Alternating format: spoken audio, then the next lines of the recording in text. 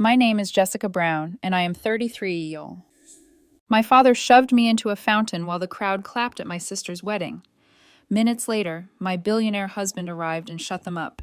If you have ever felt betrayed by the people who should have been your biggest supporters, let me know where you are watching from. It all started with a splash, a humiliating public splash.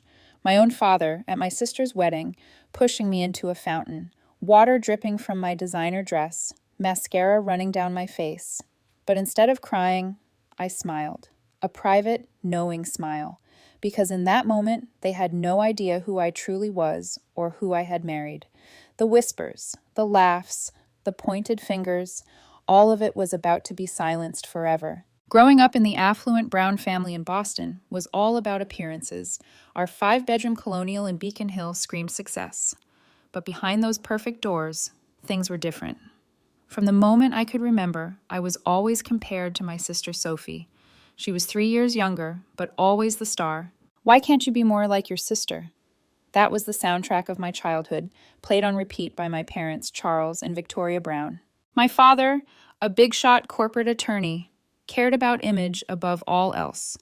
My mother, a former beauty queen turned socialite, never missed a chance to tell me I wasn't enough. I'd bring home straight A's, and Sophie had straight A's plus extracurriculars. I'd win second place in a science competition, and it would be overshadowed by Sophie's dance recital. It was relentless. Jessica, stand up straight. No one will take you seriously with that posture, my mother would snap when I was just 12. Sophie has natural grace, she'd add proudly, placing a hand on my sister's shoulder. You have to work harder at these things. On my 17th birthday, my father raised a glass. I remember the anticipation, thinking, maybe this time it's for me. Instead, he announced Sophie's acceptance into an elite summer program at Yale. My birthday cake sat forgotten in the kitchen. College brought no relief. While I was at Boston University, working a part-time job and maintaining a 3.9 GPA, my parents barely came to my events. But they'd travel 4 states over for every single one of Sophie's performances at Juilliard. At my own college graduation, my mother's first comment was about my sensible career choice in criminal justice. At least you're being realistic about your prospects, she said with a tight smile. Meanwhile, Sophie's arts degree was praised as following her passion. These 1,000 paper cuts continued into adulthood. Every family holiday was an endurance test. Every accomplishment minimized, every flaw magnified. It was during my second year at the FBI Academy in Quantico that something shifted. I decided to create emotional distance. I stopped sharing details about my life. I declined holiday invitations. I built walls higher than our family home. The irony, my career was soaring. I'd found my calling in counterintelligence, quickly rising through the ranks with a mix of sharp analytical skills and unflinching determination. By 31, I was leading specialized operations that my family knew nothing about. It was on one of those complex international cases that I met Ethan Hayes, not in the field, as you might expect, but at a cybersecurity conference where I was representing the Bureau. Ethan wasn't just any tech entrepreneur. He built Hayes Technologies from his college dorm room into a global security powerhouse worth billions. His systems protected governments and corporations from emerging threats. Our connection was instant, unexpected. Here was someone who truly saw me without the distorting lens of my family history. Our courtship was intense, squeezed between my classified operations and his global business empire. I've never met anyone like you, Ethan told me on our third date, walking along the POAce at midnight. You're extraordinary, Jessica. I hope you know that. Those words, simple but sincere, were more validation than I'd received in decades of family life. We married 20 months later in a private ceremony with only 2 witnesses, my closest colleague Lucas and Ethan's sister Hannah. Keeping our marriage private wasn't just about security, though that was a real concern. It was my choice to keep this precious part of my life untainted by my family's toxicity. For 4 years, we built our life together, maintaining separate public identities. Ethan traveled extensively, and my position at the FBI grew more senior until my appointment as the youngest ever Deputy Director of Counterintelligence Operations. Which brings me back to my sister's wedding. The invitation arrived 6 months ago in Boston, gold dripping with presumption. Sophie was marrying Sebastian Weil IV, heir to a banking fortune. The event promised to be exactly the kind of excessive display my parents lived for. Ethan was scheduled to be in Tokyo, closing a major security contract. I can reschedule, he offered, seeing my hesitation. No, I insisted. This is too important for Hayes Tech. I'll be fine for one afternoon. I'll try to make it back for the reception, he promised, even if it's just for the end. So I found myself driving alone to the Fairmont Copley Plaza Hotel, my stomach nodding with each mile. I hadn't seen most of my family in nearly 3 years. My sleek black Audi, one of the few luxuries I allowed myself, pulled up to the valet. I checked my reflection one last time. Sophisticated emerald green dress, understated diamond studs, a gift from Ethan, hair in a classic updo. I looked successful, confident, untouchable. If only I felt that way inside. The Fairmont's grand ballroom was a floral wonderland for Sophie's special day. White orchids and roses cascaded from crystal chandeliers. It was exactly the kind of over-the-top display my parents had always dreamed of. I handed my invitation to the usher, who checked his list with a slight frown. Miss Brown, we have you seated at table 19, not the family table, of course. I nodded politely, already understanding. My cousin Charlotte spotted me first, her eyes widening slightly before settling into a practiced smile. Jessica, what a surprise. We weren't sure you'd make it. Her gaze slid pointedly to my empty side. And you came alone? I did, I replied simply, offering no explanations. How brave, she said with manufactured sympathy. After what happened with that professor you were dating, what was his name? Mom said it was just devastating when he left you for his teaching assistant. A complete fabrication.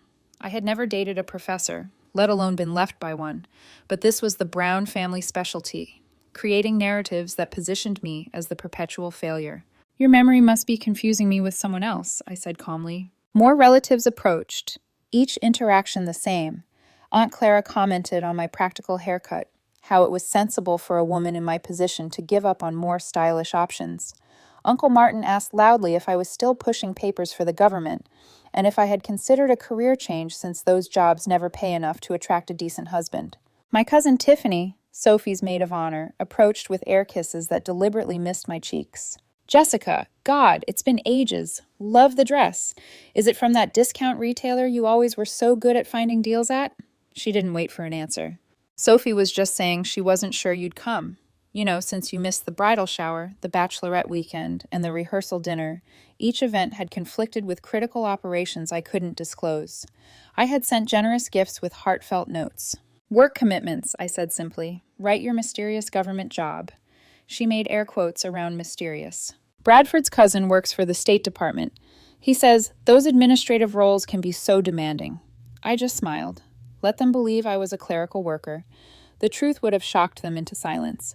But that revelation wasn't mine to share yet. My mother appeared resplendent in a pale blue designer gown that probably cost more than a month of my substantial salary. Jessica, you made it. Her tone suggested I'd completed an arduous journey rather than a simple drive across Boston. Your sister was concerned you wouldn't come again. I wouldn't miss Sophie's wedding, I said. Her eyes performed a rapid inventory of my appearance, looking for flaws. Finding none obvious, she settled for, that color washes you out. You should have consulted me before purchasing something so bold. Before I could respond, a commotion at the entrance signaled the arrival of the bridal party. Sophie made her entrance to the reception, now officially Mrs. Wilde, on the arm of her banker husband.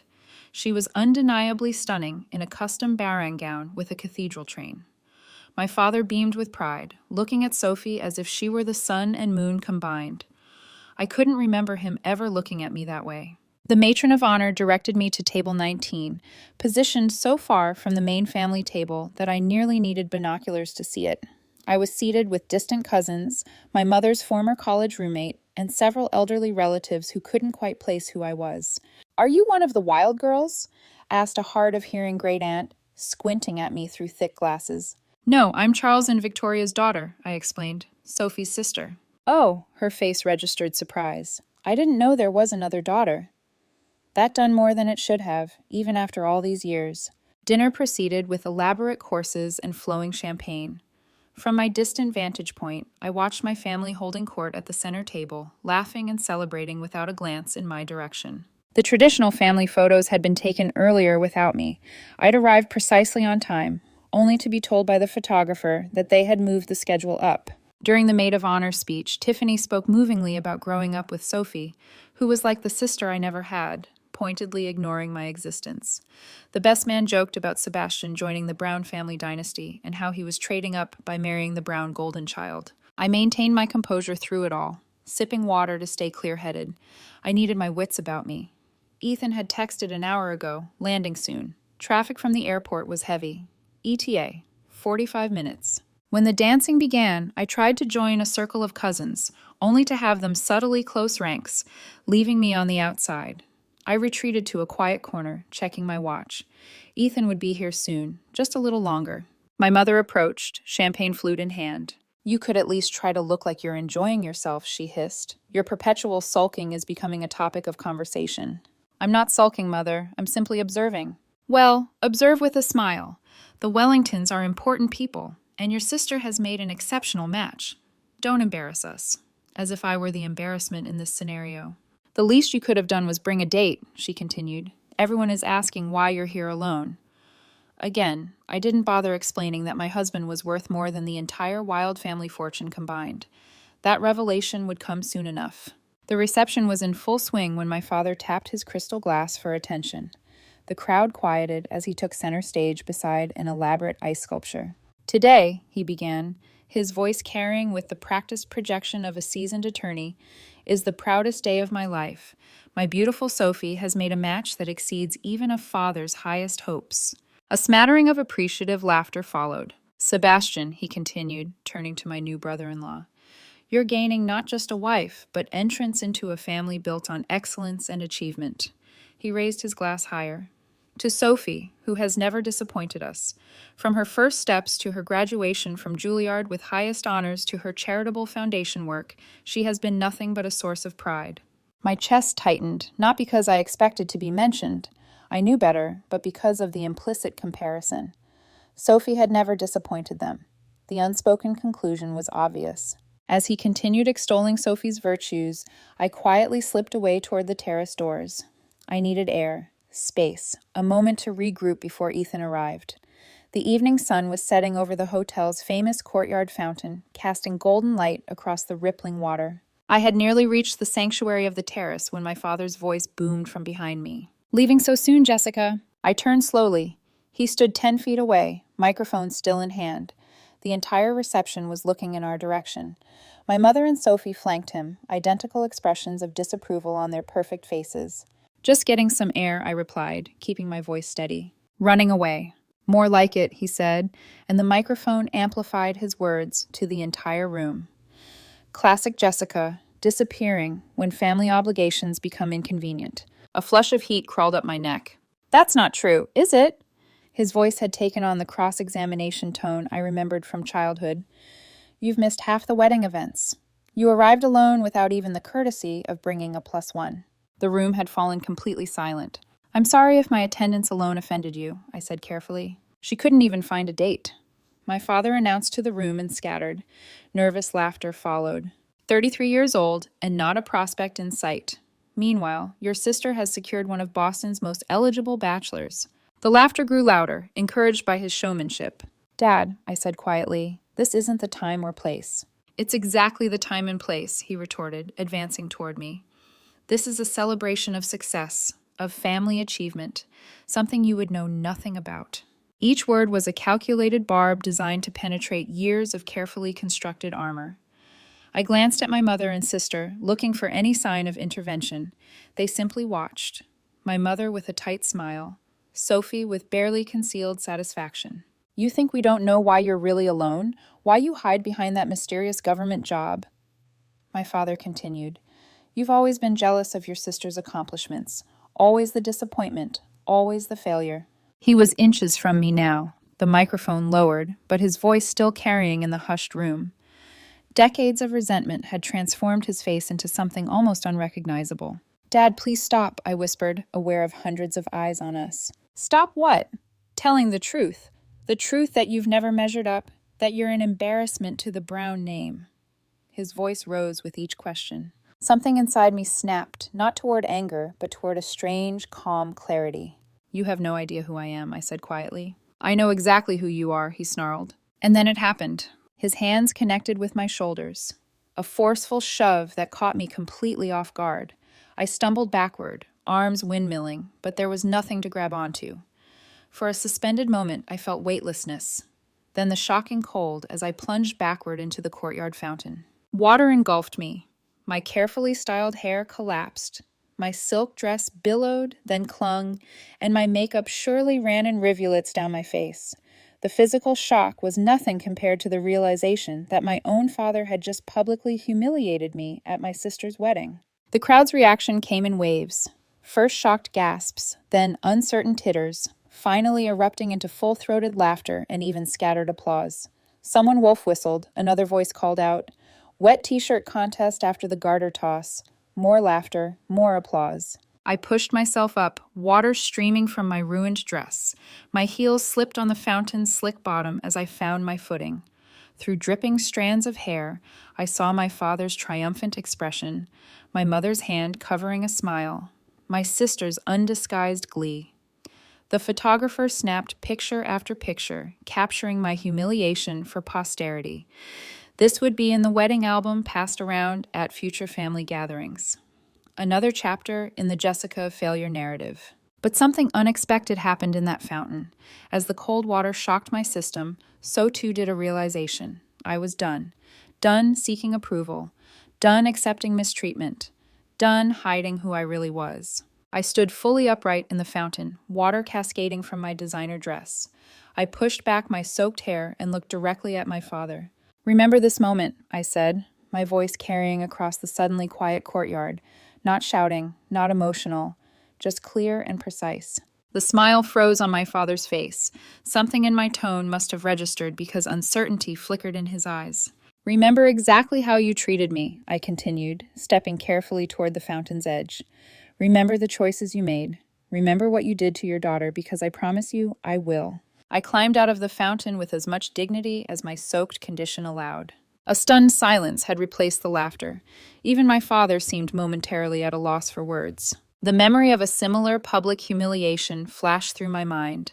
High school graduation, when my father had interrupted my valedictorian speech to loudly comment that memorization had always been Jessica's only talent. The audience had laughed then too. I had shrunken to myself, becoming smaller. Not this time. I walked through the crowd, water dripping with each step, creating a trail across the expensive carpet. No one stopped me. No one offered help. No one spoke. And strangely, I was okay with that. For the first time in my life, I didn't need anything from these people. The ladies' room of the Fairmont was blessedly empty. When I pushed through the door, I caught sight of myself in the gold-framed mirror, mascara plastered to my skull, the emerald dress, now a darker forest green, saturated with water. And yet I didn't feel defeated. I felt oddly liberated. My phone had been in my clutch, which thankfully I'd left at table 19 before the fountain incident. I retrieved it from a concerned-looking distant cousin who'd guarded it for me, then returned to the bathroom to text Ethan. "How close are you?" His response came immediately. 25 minutes out. Traffic clearing. Everything okay? I hesitated before typing. Dad pushed me into the fountain in front of everyone. 3 dots appeared instantly, disappeared, reappeared. Finally, "I'm coming. 10 minutes. Security team already at the perimeter." I hadn't known he'd sent a security team ahead. That was Ethan. Always thinking 10 steps ahead. Always protecting what mattered to him. And somehow, incredibly, I mattered to him. The bathroom door swung open and a young woman entered. One of Bradford's cousins, I thought. She stopped short when she saw me. "Oh, are you okay?" "I'm fine," I replied, straightening my spine. "Just a little wet." She hovered uncertainly. "Everyone's talking about what happened. It was really awful of your dad." Her unexpected kindness nearly broke my composure. "Thank you for saying that." "I have a spare dress in my car," she offered. "It might be a little big, but that's incredibly kind. But I have a change of clothes in my car, a professional habit. Always have backup options. Could you walk with me to the valet? I'd rather not wade through the crowd alone." "Of course," she said. "I'm Emma, by the way, Bradford's step-cousin from his mom's second marriage. Basically, the wild family outlier." "Jessica," I replied, offering my dripping hand. "Brown family scapegoat. Pleasure to meet you." She laughed, and somehow that small moment of connection steadied me. Emma ran interference as we made our way through a side exit to the valet stand. I retrieved my backup outfit from the Audi's trunk, a simple black sheath dress and flats I kept for emergencies. 10 minutes in a nearby restroom, and I'd managed to transform myself from drowned rat to reasonably presentable professional. As I applied fresh makeup, I thought about my life, my real life, not the distorted version my family perceived. I had graduated top of my class at Quantico. I had led operations that saved American lives. I had earned the respect of hardened field agents and Washington officials alike. I had married a brilliant, kind man who valued me exactly as I was. None of that validation had come from the people currently celebrating in the ballroom, and maybe that was the point. Maybe true worth is only found outside the funhouse mirrors of toxic family dynamics. I checked my watch. Ethan would arrive any minute. For the first time, I was ready to stop hiding our relationship, not because I needed my family to be impressed. That ship had sailed into the fountain with me, but because I was tired of diminishing myself to make them comfortable. My phone vibrated with a text from Ethan, in position. I took a deep breath, smoothed my replacement dress, and walked back toward the reception with my head high and shoulders back. Emma had returned to her table, but she gave me an encouraging thumbs up as I passed. The festivities had resumed in my absence. The dance floor was crowded, the bar busy, the cake waiting to be cut. No one noticed me immediately, which allowed me to position myself strategically near the main entrance. I spotted my mother first, holding court with several of her socialite friends, gesturing animatedly. As I drew closer, her words became clear. Always been difficult. We've tried everything with her. Absolutely everything. The best schools, the best therapists. Some people simply refuse to thrive. Such a shame, agreed one of her friends, especially with Sophie being so successful. Same parents, same opportunities. Genetics are mysterious. My mother sighed theatrically. Charles and I have accepted that Jessica will never... She trailed off as she noticed me standing there, clearly not still hiding in the bathroom as she'd assumed. Jessica, she recovered quickly. You look dry. Yes, Mother. I always keep a spare outfit handy, one of many professional habits. Her friends murmured uncomfortable greetings before finding urgent reasons to refresh their drinks. Was humiliating me part of the wedding itinerary, or did Dad improvise that part? I asked quietly. Don't be dramatic, she hissed. You were trying to slink away as usual. Your father simply lost patience with your antisocial behavior. Pushing your adult daughter into a fountain is not a normal response to perceived antisocial behavior. Perhaps if you had brought a date, made any effort at all to participate in your sister's happiness, instead of making everything about your mysterious job and your perpetually busy schedule, things would have gone differently. I studied my mother's face, searching for any sign of the protective instinct that should have been there. There was nothing but annoyance that I had disrupted her narrative. You know what's interesting, Mother? I've never once made anything about me. In fact, I've spent my entire life trying to take up as little space as possible in this family, and it still wasn't enough. A commotion at the entrance caught everyone's attention, the distinct sound of multiple car doors closing in rapid succession. The appearance of two men in impeccable suits conducting a subtle security sweep.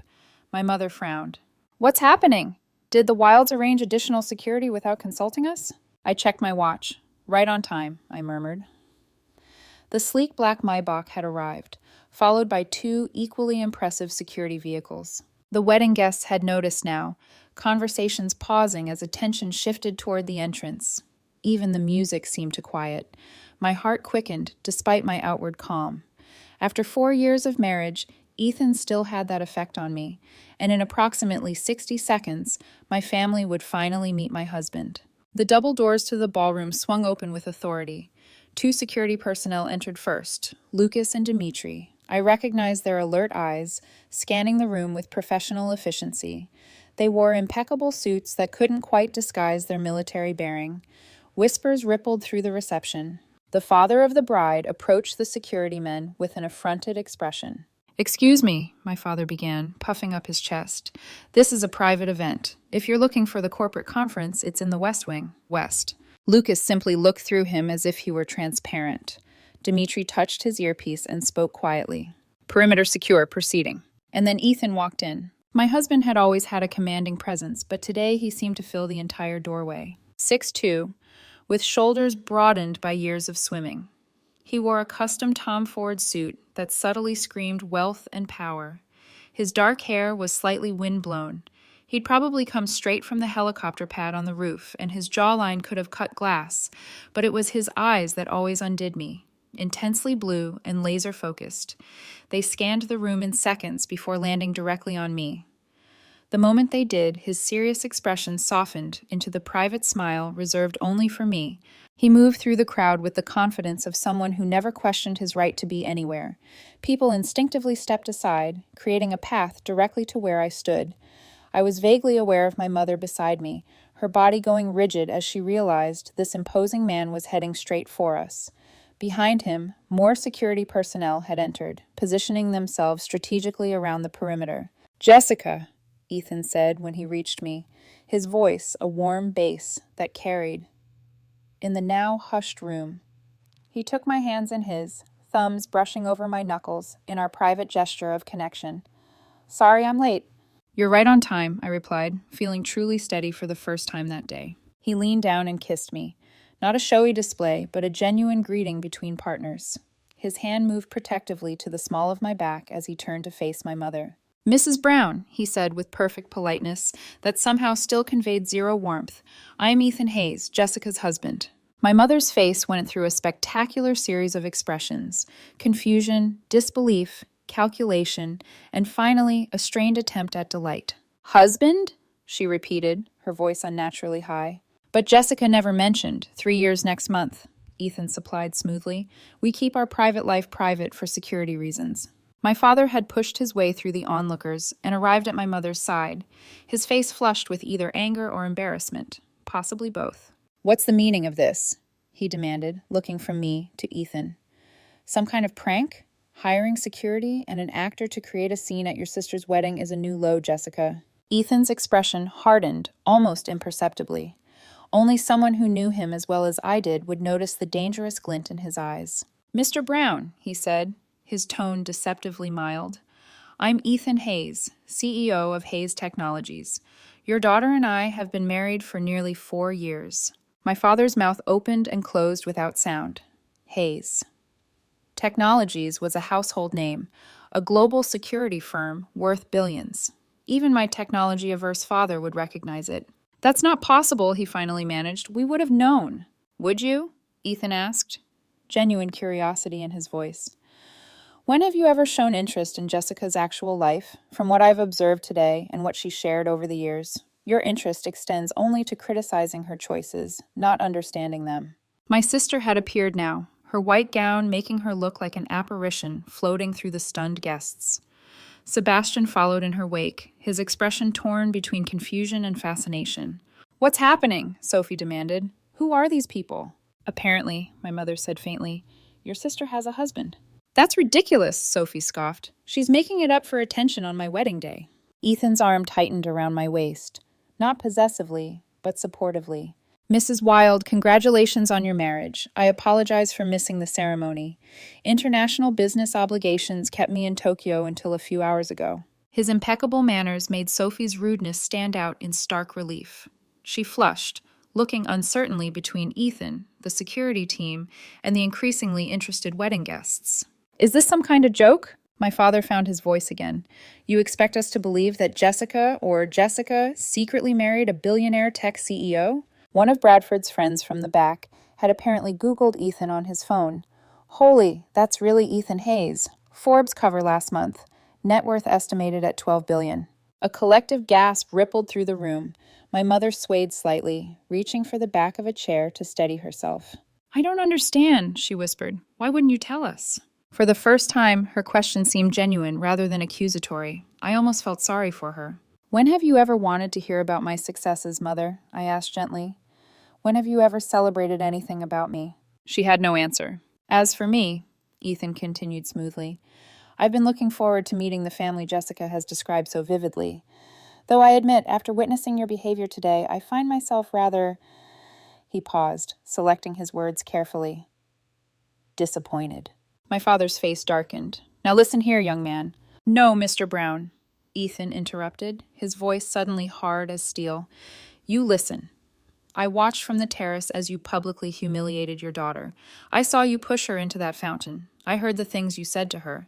The blood drained from my father's face. Under normal circumstances, Ethan continued, such an assault would have immediate consequences. My security team was prepared to intervene, but Jessica signaled them to stand down. That's the kind of person your daughter is.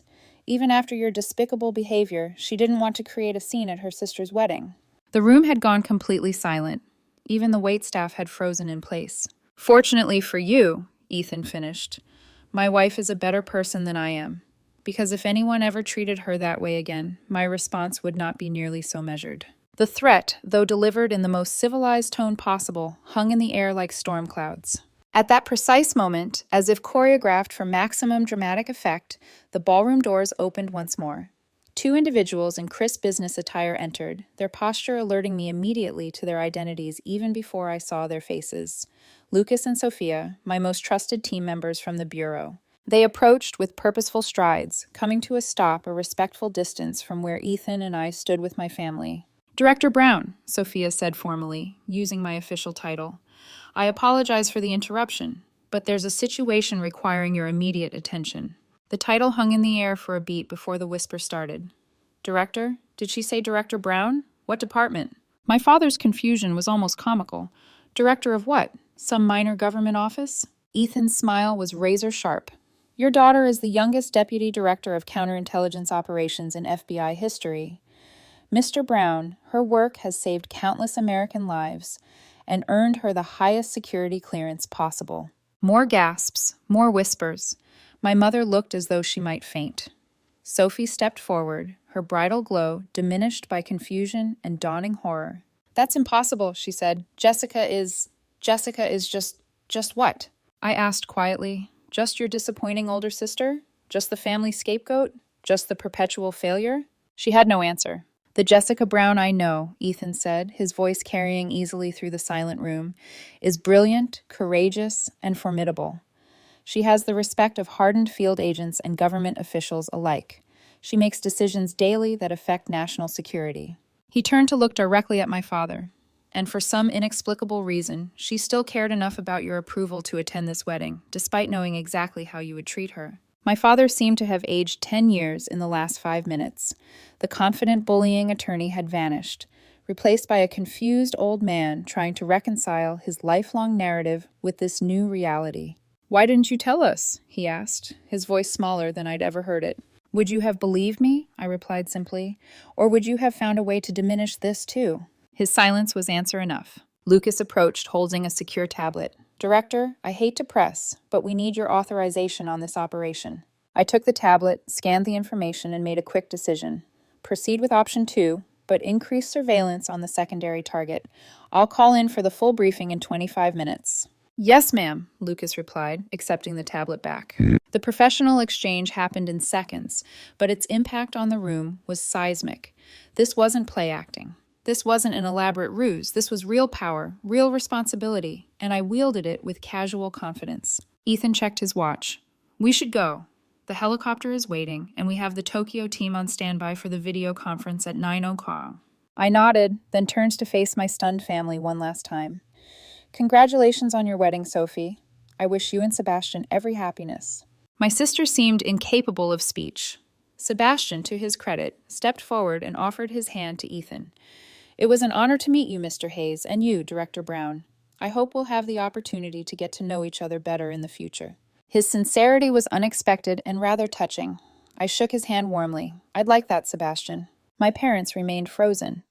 Decades of their carefully constructed narrative lying in shambles around them.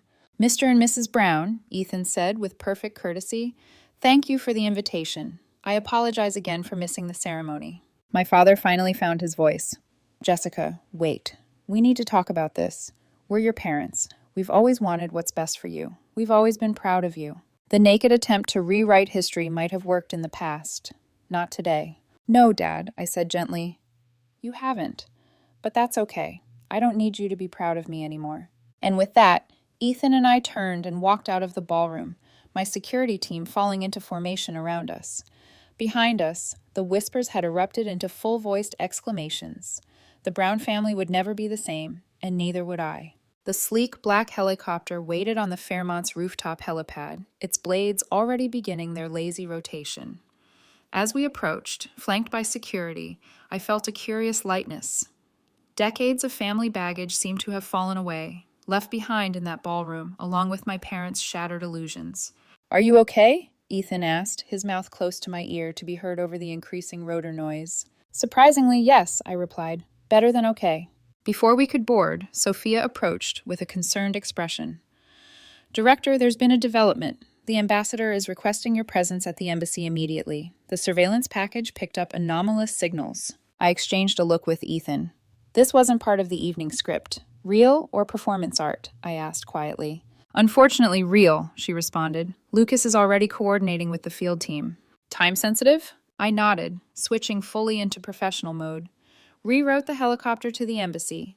Alert the duty analyst team. I want a full brief upon arrival." "Already done," Sophia confirmed. Ethan touched my arm. "Go. I'll meet you there." This seamless adjustment to crisis was the rhythm of our marriage. Two high-powered careers, occasionally colliding with personal plans. The difference was we supported rather than resented each other's responsibilities. As we turned back toward the roof access door, planning to descend and exit through the hotel's private security entrance, we found our path blocked. My mother stood there, slightly breathless from having apparently rushed up several flights of stairs. Her perfect coiffure had wilted slightly, and her immaculate makeup couldn't hide her pores. "Jessica," she said, her voice unusually uncertain, "you can't just leave like this. We need to talk." I glanced at Sophia, who nodded discreetly and stepped back to give us a moment of privacy. "I have a work emergency, Mother. National security doesn't wait for family reconciliations." "National security," she repeated, as if tasting the words for the first time. "You really are what they said. A director at the FBI, Deputy Director of Counterintelligence Operations. I confirmed for the past 4 years. Before that, I was assistant director for 4 years. She seemed to be struggling to integrate this information with her long-held image of me. But why the secrecy? Why not tell us? We would have been proud. I finished for her. Would you? Or would you have found a way to minimize it? Compare it unfavorably to Sophie's achievements. Suggest I got the position through connections rather than merit. Her flinch told me I had hit the mark. "And the marriage," she pressed. 4 years? He said, 4 years. "And you never thought to mention you had married one of the wealthiest men in the country." I noticed her emphasis on Ethan's wealth rather than any of his other remarkable qualities. Even now, status was her primary concern. "Our marriage is private for multiple reasons," I explained patiently. "Ethan's position makes him a potential target. My position involves classified work. And frankly, I wanted something in my life that wasn't subject to the Brown family critique." The helicopter pilot signaled that we needed to depart. Time was running short. "I have to go," I said. "There's a legitimate national security situation developing." "Will you come back?" she asked. And for the first time in my adult life, I heard genuine uncertainty in her voice. "To talk, to let us get to know you." The question surprised me. I studied her face, looking for the manipulative mother I'd known all my life. Instead, I saw confusion, hurt, and perhaps a dawning realization of all she'd missed. "I don't know," I answered honestly. "That depends on whether you're interested in knowing the real me or just the successful version that now meets with your approval." She had no immediate response to that. "Think about it," I suggested. "Really think about whether you want a relationship based on who I actually am rather than who you always wished I would be." I turned to go, but her voice stopped me once more. "Your father would never admit it," she said quietly, "but he was wrong today. What he did was unforgivable." It wasn't quite an apology, but it was more acknowledgement than I'd ever received. "Thank you for saying that," I replied. "I need to go." As Ethan and I boarded the helicopter, I glanced back to see my mother still standing there, a diminished figure against the vastness of the Boston skyline. For the first time, I saw her not as the intimidating matriarch of my childhood, but as a woman who had constructed her entire identity around appearances and social standing, and who was now facing the collapse of her carefully maintained illusions. I felt an unexpected pang of something like compassion. The embassy situation turned out to be legitimate but manageable. Encrypted communications suggesting a potential security breach that my team efficiently contained within 2 hours. By 11 p.m., Ethan and I were finally alone in our penthouse overlooking the Charles River. "Some wedding," he remarked, loosening his tie as we stood on the terrace. The city lights reflected off the water, creating a tapestry of glimmering patterns. Not quite how I planned to introduce you to the family, I admitted, slipping off my shoes. I thought it went rather well, actually, he said with a slight smile. The look on your father's face when Lucas called you director was worth the price of admission. I laughed despite myself. That was rather satisfying. Your mother followed you to the roof, he noted. That seems significant. I'm not sure what it means yet, I said. Honestly, 33 years of patterns don't change in an afternoon. No, he agreed. But revelations can sometimes create openings for change. He pulled me gently into his arms. Whatever you decide about your family, I'm with you. If you want to explore reconciliation, I'll support that. If you want to maintain distance, I'll support that too. This was what real love felt like. Not the conditional approval I'd sought from my family for decades, but unconditional support regardless of my choices. Did you see Bradford's face when he realized who you were? I asked, changing the subject. I think he was mentally calculating how to get you to invest in his hedge fund. Ethan laughed. He seemed like the only decent one in the bunch, recognized your title immediately, and showed appropriate respect. I noticed that too, I admitted. Maybe Sophie made a better choice than I gave her credit for. My phone buzzed with an incoming text. I expected it to be work-related, but instead saw my cousin Emma's name. OMG. The family is in complete meltdown after you left. Your dad keeps saying there must be a mistake. Your mom is weirdly quiet. Sophie has locked herself in the bridal suite. Also, I Googled your husband and holy crap. Also, I'm sorry they treated you like garbage all these years. Drink sometime. Signed, your new favorite cousin. I showed the message to Ethan, who raised an eyebrow. New favorite cousin. She was kind to me after the fountain incident, I explained before you arrived. Offered me a spare dress, helped me avoid the crowd. Small kindness, but it stood out. Sometimes allies come from unexpected places, he observed. Over the next hour, my phone lit up with messages from family members who had never bothered to call me before. Distant relatives suddenly remembered my birthday. Second cousins inquired about lunch dates. My father sent a stiffly formal text stating that we should discuss recent developments at your earliest convenience. I silenced the phone and set it aside. Those responses could wait. They're not reaching out to me, I told Ethan as we prepared for bed. They're reaching out to Director Brown, wife of billionaire Ethan Hayes, not to the person I actually am. Does that surprise you? He asked gently. No, I admitted, but it does clarify things. As I drifted towards sleep in the safety of our home, I realized that the day's events hadn't given me a family. I'd had one all along. Ethan, my trusted team at the bureau, friends who valued me for myself. The family I'd chosen rather than the one I was born into and that I was discovering made all the difference. 4 weeks after my sister's wedding, Ethan and I sat in our favorite corner of Thinking Cup Cafe on Newberry Street. Despite our combined net worth and status, we enjoyed these small moments of normalcy. Good coffee, quiet conversation, and people watching in a place where we weren't immediately recognized. Your mother called again yesterday, Ethan mentioned, stirring his Americano. That's the third time this week. I nodded, watching pedestrians hurry past the window. The Boston fall had painted the trees along Commonwealth Avenue in brilliant reds and golds. She left another voicemail. Invited us to Sunday dinner. Are you considering it? His tone was neutral, offering neither encouragement nor discouragement. I'm not sure, I admitted. Part of me thinks it's careful distance, still processing her displacement from the family spotlight. But there were moments, brief, tentative moments, of something like genuine connection. My father asked thoughtful questions about a recent cybersecurity initiative Ethan's company had implemented for government agencies. My mother produced a box of my childhood achievements she'd apparently kept all these years. Debate trophies, academic awards, science competition medals, evidence that perhaps she'd noticed more than she'd acknowledged. Most surprising was Sophie's request to speak privately after dinner. In the garden, where we'd played as children, my sister struggled visibly with words that didn't come easily to her.